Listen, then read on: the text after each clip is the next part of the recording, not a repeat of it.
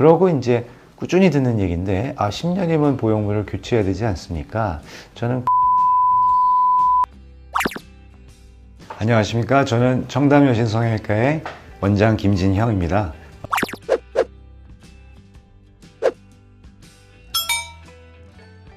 요즘은 코 재수술 문의를 하러 오시는 분들이 많고요. 그분들이 제 전체 환자 중에 한 50% 정도는 되는 것 같습니다.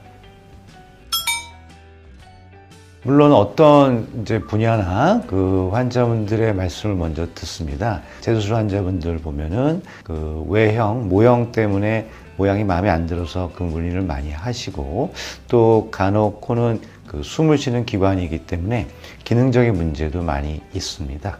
그래서 그러한 그 제 진찰을 통해서 환자분들이 어떤 욕구 때문에 수술을 하려 하시는지 먼저 판단을 하게 됩니다. 그러고 제가 개선하고 도와드릴 수 있는 방향을 먼저 제시를 드리고, 어떤 때는 제가 환자분들의 욕구가 강하면 그거를 또 쫓아서 최대한 그 노력을 통해서 그 현재의 모습을 개선하려고 많은 노력을 하게 됩니다. 잠깐 요걸 보시면 코를 우리가 3등분을 해서 얘기할 수 있습니다. 근데 코의 위에 3분의 1은 뼈고 나머지 3분의 2는 이렇게 연골로 되어 있습니다. 연골은 매우 유동적이어서 저희가 수술 중에 이 비중격 성형이나 그리고 코끝 성형으로 어느 정도 보완을 하지만 뼈 자체는 그런 수술 중에 단순한 방법으로는 되지 않습니다. 그래서 그런 경우는 절골술 이런 걸 또 통해서 코에 코뼈가 많이 휘어 있거나 변형이 된 거를 개선하기도 하고요.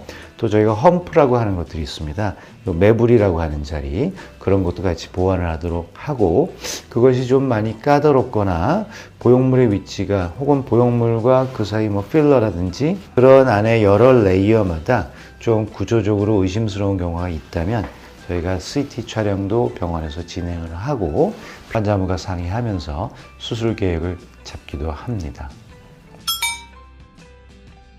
재수술의 시기는 사실 최소한 저희가 권장드리는 거는 이 전 수술을 하신 지가 최소 6개월은 지나야 수술적인 환경이 조성이 되는 겁니다. 즉 우리가 상처를 내서 한번 수술을 하고 지나오면 그 모든 살들이 전부 다 원래 위치로 완전히 재생이 되어야 되죠. 그게 최소한 필요한 시간이 6개월이 되고요. 경우에 따라서는 환자분의 상태가 아직도 진행형, 대표적인 것이 구축 같은 건데요. 그런 것들이 있을 때는 6개월보다 좀 더 지켜봐야 됩니다. 그래서 저는 보통 6 내지 12개월이 경과하신 분이라면 재수술 시기를 잡는 데 무리가 없다고 말씀을 드립니다. 또한 가장 저희가 우려스럽고 걱정되는 경우는 코에 염증이 있는 경우입니다. 제일 심각한 경우는 콧구멍 안쪽에 점막 쪽이나 어느 피부 쪽을 통해서 안쪽하고 이렇게 뚫려 있는 경우입니다. 쉽게 구멍이 나 있다고 할 수 있죠. 근데 저희가 대부분 하는 코 성형은 보형물을 사용하는 경우가 많습니다. 그래서 이 보형물이 안에 들어있는데 그것이 구멍이 나 있으면 계속 균이 왔다 갔다 하는 상황이 되고, 이것이 만성화되면서 조그만 그 구멍이 있는 경우는 잘 모르시는 경우가 많습니다. 그래서 그런 경우는 절대 수술을 진행할 수가 없고 우선적으로 보형물만큼은 제거를 해줘야 됩니다. 하고 나면 최소한 6개월에서 12개월을 지나서 코 안의 상황이 완전히 평온해질 때까지 두어야 진정한 재수술을, 최대한 성공적인 재수술을 할 시기가 도래된다고 말씀드렸죠. 어느 수술이나 많이 하는 게 좋을 수는 없겠습니다. 가급적 최소의 노력, 한 번 혹은 재수술이니까 두 번째인 경우 이렇게 해서라도 최종적인 결과를 내면 제일 그게 이상적인 모습이 되겠습니다. 이런 뼈 성형 같은 경우는 사실 처음에 수술이 잘 되어 있으면 거의 평생 그대로 진행이 되는 겁니다. 그래서 그런 경우는 재수술을 제가 환자분들을 맞닥뜨리게 되면 이번이 마지막이라는 생각으로 이제 항상 임하고 해드리고, 환자분도 그렇게 이해하셔도 됩니다. 그래서 코 재수술에만 다시 국한돼서 말씀을 드리면 그 앞에 한 번이든 여러 번을 했던 간에 한 번의 재수술을 가지고 잘 되면 사실 비교적 오랜 기간 별일 없이 안정적인 모습으로 지내실 수 있는 겁니다. 코 재수술 후에 얼마나 부작용이 생길 수 있겠습니다. 가장 두려운 것은 염증입니다.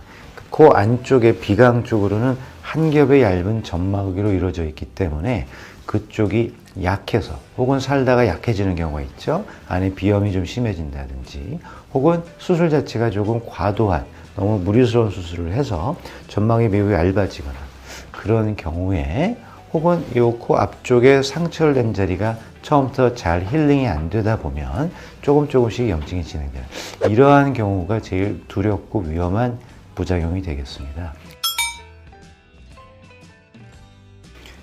네, 말씀하신 대로 사실 좀 소문에 불과하다 저는 감히 그렇게 말씀을 드리는 편입니다. 왜냐하면 모든 수술을 하고 필연적으로 보형물은 교체를 해야 된다. 혹은 필연적으로 결국에는 염증이 올 것이다. 이런 의미로 환자분들이 걱정을 하시거나 받아들이시는 분들이 간혹 계십니다. 그렇다면 그건 그렇지 않다고 말씀을 드릴 수 있죠. 그래서 수술이 잘 돼서 제가 아까 말씀드린 것처럼 6개월 정도 시간이 지나서 별일이 없다면 거의 그런 일은 없다 말씀드리고 있고요. 그러고 이제 꾸준히 듣는 얘기인데 10년이면 보형물을 교체해야 되지 않습니까? 저는 그렇지는 않다고 봅니다. 사실 이 안에서 스테이블하게 잘 있다면 보형물이라고 하는 거는 이런 보형물도 있겠고 이런 보형물도 있겠죠. 보형물이 우리 몸 안에 잘 들어가 있다면은 그것은 내 몸하고 갑자기 들어온 보형물 사이에 이 배리어가 형성이 됩니다. 그걸 저희가 캡슐이라고 말씀드리는데요. 얇은 피막이 형성이 됩니다. 그래서 이것이 들어가서 얇은 피막으로 싸져 있다 보면 웬만하면 바깥에서 들어오는 균들이 쉽게 침입하기는 사실 어렵습니다. 이것이 피막이 형성이 잘 안 되거나 과하게 되거나 계속 진행형으로 그런 과정 중에 균이 들어와 있다면 문제가 될 수 있죠. 그래서 저는 10년에 한 번씩 무조건 교체한다. 저는 그렇게 생각하실 필요는 없다고 말씀드리고 다소 좀 과한 소문이라고 생각하시면 되겠습니다. 제가 첫 번째 생각하는 거는 이제 환자분이 계실 때 환자분과의 대화를 통해서 저분의 목적, 저분이 기대하는 기대치가 어디 있는지를 제가 최대한 많이 파악을 해서 제 노력을 통해서 그거를 만족을 시켜드릴 수 있는 그러한 게 제일 중요하다고 봅니다. 환자분의 몫이 하나 있다면은 제일 중요한 건 초반에 누구나 환자분들이 얘기하시지만 우리 치료하는 기간이 있죠. 저는 한 열흘 정도 치료해야 된다고 말씀을 드리는데 그 기간 동안 약도 잘 먹고 찜질도 잘 하고 그리고 건강하게 지내려고 노력을 하고 그러셔야 됩니다.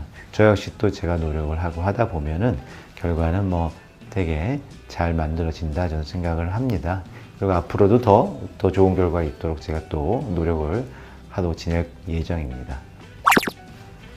네, 오늘 간단하지만 코 재수술 얘기를 많이 알려드리려고 노력을 했습니다.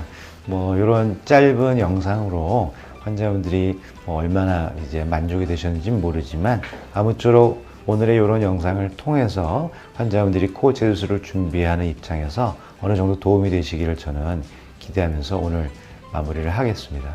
다음 기회에 또 제가 좋은 내용으로 찾아뵙도록 하겠습니다. 이상 청담여신성형외과 원장 김진영이었습니다. 감사합니다.